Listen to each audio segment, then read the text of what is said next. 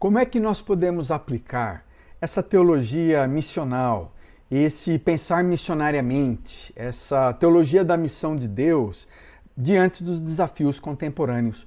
Eu quero trazer para você 9 estratégias que podem ajudar você a aplicar a teologia missional nos dias de hoje.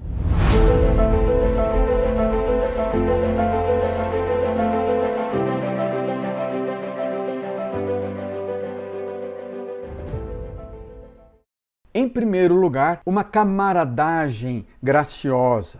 Gente, nós somos parte da mesma humanidade. Homens e mulheres que fazem parte de famílias, de povos, de tribos, de etnias. Nós somos companheiros uns dos outros. Nós precisamos ser solidários. Nós estamos sendo chamados a ocupar o mesmo espaço social de grupos diferentes do mundo inteiro, de etnias variadas. Precisamos então de uma camaradagem mais graciosa, viver essa graça sem isolamento, sem construir tribos, sem virar bolha, sem entrar no nosso feudo, sem viver dentro do nosso condomínio e viver mais solidários, chamados a ocupar o mesmo espaço de uma forma graciosa. Segundo lugar, uma epistemologia humilde. O que eu quero dizer com isso? Epistemologia tem a ver com a teoria do conhecimento, a forma com que nós percebemos nossas crenças, como nós construímos os nossos valores dentro de nós, o nosso conhecimento de vida, a nossa epistemologia. A epistemologia, então, missional é mais humilde. Nós não somos os donos da verdade, não somos os únicos donos de toda a verdade. Podemos conhecer uma parte da verdade, mas a verdade presente em grupos diferentes. Nós precisamos olhá-los com respeito, olhá-los de uma forma humilde. O evangelismo não é mais aquele negócio de 4 leis espirituais, 4 leis espirituais que nós impomos, comandamos, ordenamos sobre o outro. O evangelismo é muito mais esse compartilhar. Eu digo evangelismo, esse compartilhar da nossa fé com pessoas diferentes, né? Esse comunicar da nossa fé, que a palavra comunicar, inclusive, tem muito mais a ver com o comum, trazer comum, compartilhar ideias, sonhos, desejos. Evangelismo para nós é muito mais como um mendigo dizendo para outro mendigo: olha, eu encontrei pão, vamos compartilhar esse pão.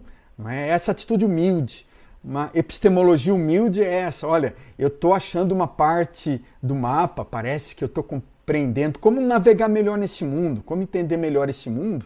Eu quero convidar você para olhar para aquela direção comigo, mas é um convite para dizer a alguém: olha, eu sou igual a você, enfrento os mesmos desafios, não sou melhor, não sou o dono da verdade, não sou superior. Essa atitude é farisaica. Jesus percebeu claramente nos religiosos que se ufanavam, se orgulhavam, estavam vivendo um narcisismo religioso. Jesus critica claramente isso, esse farisaísmo religioso que está ainda muito em voga nos dias de hoje. Então, uma epistemologia humilde para aqueles que pensam diferente, aqueles que são de geração diferente, que pensam a questão dos gêneros diferentemente de nós, que têm uma posição política diferente, uma epistemologia mais humilde.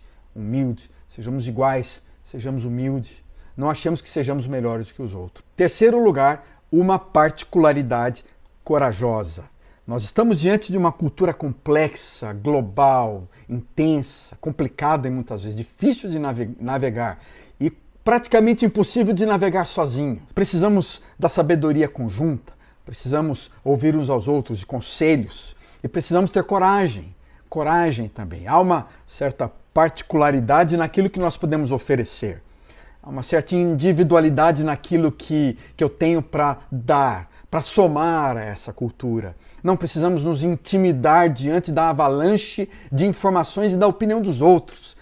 Tenhamos a nossa própria opinião. Sejamos, nesse momento, desejosos, corajosos. Não sejamos levados à passividade, mas também a agressividade não é a solução. A gente vive nessa tensão entre passividade, por um lado, medos, inseguranças, e agressividade diante daqueles que são contrários, e a gente tende a ser apologético, militar, guerreiro, aguerrido, e muitas vezes até haters entre os teólogos, os que falam sobre espiritualidade, são muito semelhantes ao discurso de hater. Os que falam sobre espiritualidade são muito semelhantes às teorias da conspiração. Não, a nossa essência é corajosa, nós temos valores, Podemos manter esses valores de uma forma clara, mas precisamos aprender a nos comunicar com outras culturas, a comunicar com aquele espírito missionário de antropologia cultural, de diálogo. É corajoso, mas aceita a diferença. Não somos intimidados diante do diferente, mas somos humildes, como eu já falei. Em quarto lugar, de programas para processos. De programas para processos, eu estou pensando de uma forma, inclusive, mais organizacional, na estrutura das comunidades, das igrejas, das organizações religiosas. Os modelos que nós utilizamos nas últimas décadas, gente, não vai funcionar mais.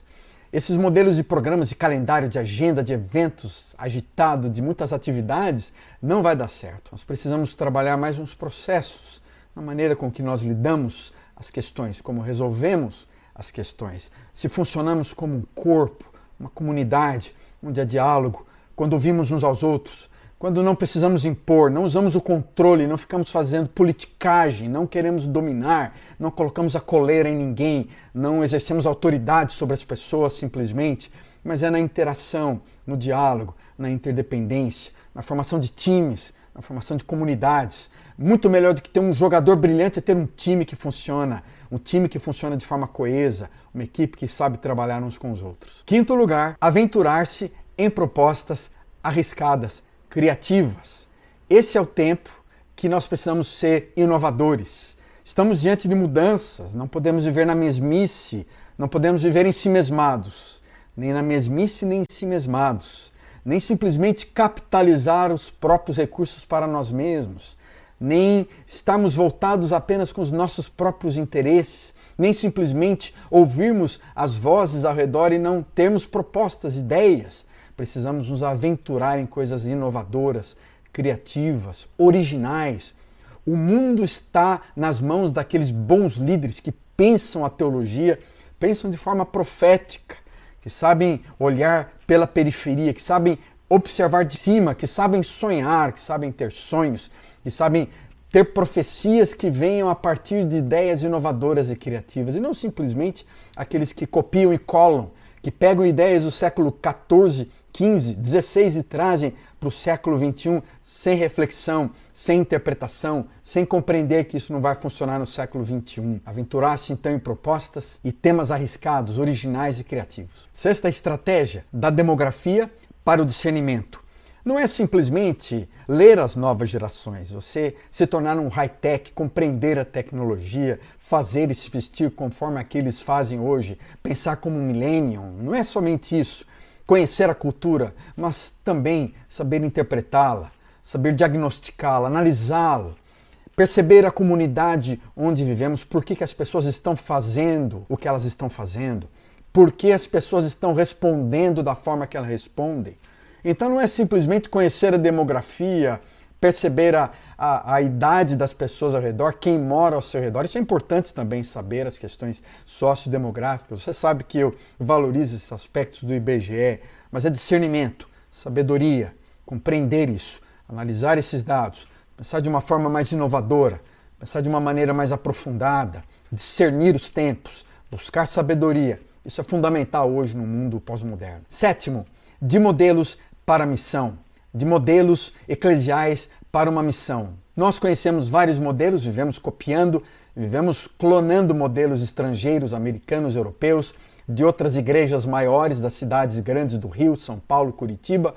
A gente copia, a gente clona, a gente simplesmente vai visitar uma igreja grande e bonita, fala, uau, que legal, como ela faz coisas legais, vamos copiar, vamos fazer igualzinho aqui, vamos tentar adaptar. Mas não há criatividade, não há missão como central. A gente não está pensando na missão ainda, a gente está pensando empresarialmente, gerencialmente, marqueteiramente.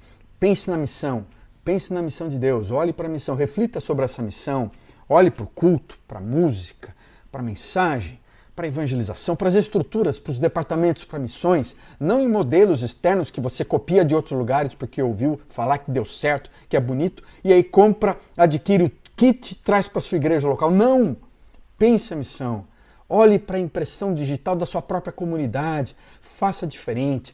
Contribua de uma maneira específica para a missão de Deus. Ouça Deus. Ouça a missão que está no coração de Deus, que Ele está compartilhando com você. Experimente essa missão dentro do seu contexto. Olha para a sua igreja, como é que ela pode ser missionária na sua própria comunidade. Pense nisso, reflita, pratique isso, deixe modelos de lado, olhe para a missão. Oitava estratégia missional, da uniformidade para a diversidade. Como eu falei, Deus está usando muitos modelos por aí, métodos diferentes, mas não apenas um. Há um modelo específico para você, há modelos variados, há estilos diferentes para alcançar todo tipo de gente. Haverá igrejas diferentes para todo tipo de gente, para todo tipo de geração, para todo tipo de tendência política, religiosa. Olhe diferentemente de uma comunidade para outra comunidade. Não há uniformidade mais. Não é importante que todas sejam iguais, clonadas, exatamente igual à nossa. Precisamos dar autonomia, liberdade para pensar. Precisamos compreender essa diversidade no mundo atual. Esse pluralismo de etnias, de valores, de sentimentos, de sensações, porque o mundo é plural. O mundo é variado, a criação de Deus é diversa, as pessoas são diversas, homens e mulheres pensam diferentes, os modelos vão ser diferentes. Não busque mais uniformidade, perceba e aceite essa diversidade a partir daquilo que é central no amor, no coração de Jesus. 9. Um horizonte repleto de esperança. Seja otimista, planeje, se engaje, organize, mas seja otimista. Pense escatologicamente. A missão ela é escatológica, nós sabemos que Deus está presente, Deus está entre nós, o Eterno está agindo, o Altíssimo está presente na humanidade e Ele traz esperança, Ele traz justiça. Há um grande finale para essa história, há um the end para essa grande história, para essa metanarrativa, para essa narrativa da humanidade. E não é simplesmente um mundo destruído e acabado por zumbis, um Walking Dead. Não, é muito mais do que isso. É um mundo construído à imagem de Deus. Nós estamos apenas tentando trazer sementes de uma cultura, sementes que possam trazer esses valores do reino de Deus mais perto de nós. Nós vemos essas sementes. O mundo não está destruído, o mundo não é. Não seja pessimista, o mundo não tem só coisas ruins, há coisas boas acontecendo. Há muitos sinais da presença do reino de Deus, há aperitivos em todos os lugares. Veja, participe, se engaje. Há um horizonte repleto de esperanças. Pense escatologicamente, se engaje na sociedade missionariamente, porque isso é escatológico.